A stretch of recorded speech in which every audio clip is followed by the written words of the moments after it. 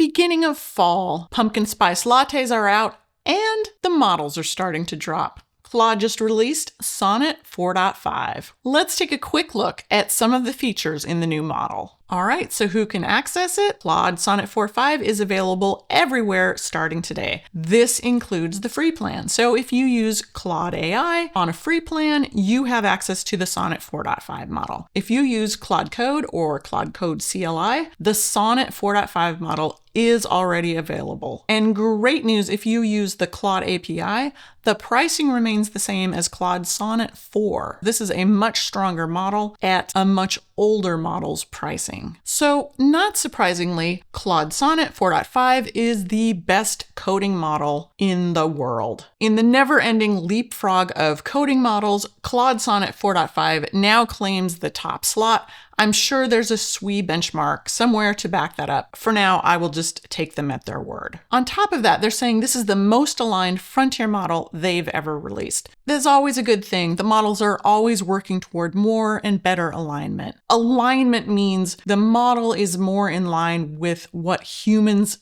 expect, what humans want from a model. All right, one of the other exciting features they have mentioned is a Claude For Chrome extension. So this is a Claude extension that will go into your Chrome browser, and it will allow Claude to actually interact with your browser and click on things and do research for you. So this is only available to Claude Max users. That's the $100 and $200 tier, and only available to 1,000 users that requested access last month.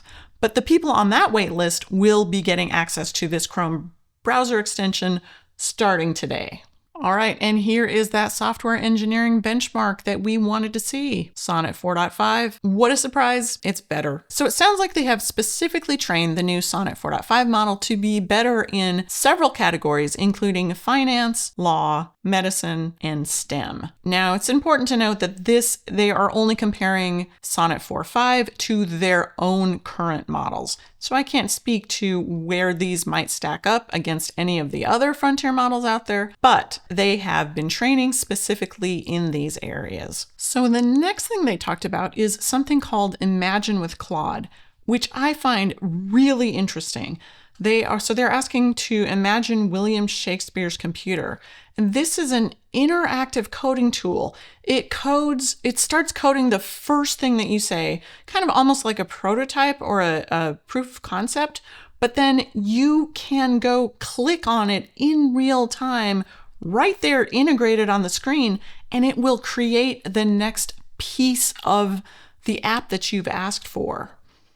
Now, unfortunately, this is only available for the next 5 days for users on the max level of plan.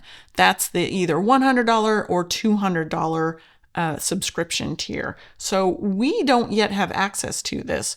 But look what it's doing. It clicked on Shakespeare's scrolls and then into his calendar, and he had looked like meetings with Romeo and Juliet and sold out performances of the tragedy. This is like the future of where I think app development will go, where you can kind of throw an idea out and a quick little demo might be created. You don't have to necessarily create the entire thing before you start clicking into certain aspects of it. So I am very intrigued to see what people will be doing with this. So like I said, they are saying it will only be available for the next 5 days for the max users. I am not sure what they're planning on doing with it after that. I'm sure they just want to see what people end up doing with it and kind of what the expense of it is, but I am hoping that it will start trickling out to the rest of us before too long. I just wanted to pop in here real quickly and say, if you're enjoying, please hit that like button. And if you're interested in more of this kind of content, please consider subscribing. It really does help the channel, and I appreciate it tremendously. All right, so over on the Claude Code side of the house, they've introduced several different things. One of them is a native VS Code extension. So if you've been using VS Code, it sounds like that's available on the marketplace. Version 2.0 of their terminal interface is available. If you're using Claude Code CLI, the next time you log into their tool, you will definitely see a new look and feel. So over here in my terminal, when I open up Claude, I get cute little Sonnet 4.5 Claude. Down here in my status line, it shows Sonnet 4.5. So I do know that I am using that. And one of the other features they've given us is searchable prompt history with Control R. So that's nice. You can just go back and look at some of your old prompts, cut and paste them, or make sure that you got the details exactly how you wanted them. Checkpoints. This is kind of a big one. Using the /rewind command, or you can tap escape twice. This will bring up the last, I don't know how many previous commands that you've run, so you can rewind to a previous version of code if you had something that after you've been coding for a little while, you think, I think I really liked 2 or 3 versions back. Let me rewind to that point. They make it really easy now. However, I will say in just a brief little bit of experimenting with this, it does look like once you revert back to that previous level, you cannot go forward. Or at least I haven't found a way yet to go forward again. So if you're on the fence about whether you might want to keep what you have, I do recommend, and they recommend, using this along with something like Git or GitHub and saving that code just in case you want to get back to it. So you can see over here in the terminal, if I use the /rewind command, it will show, this is basically every prompt I entered since I started this session of Claude. Not very many, I just played with it a little bit.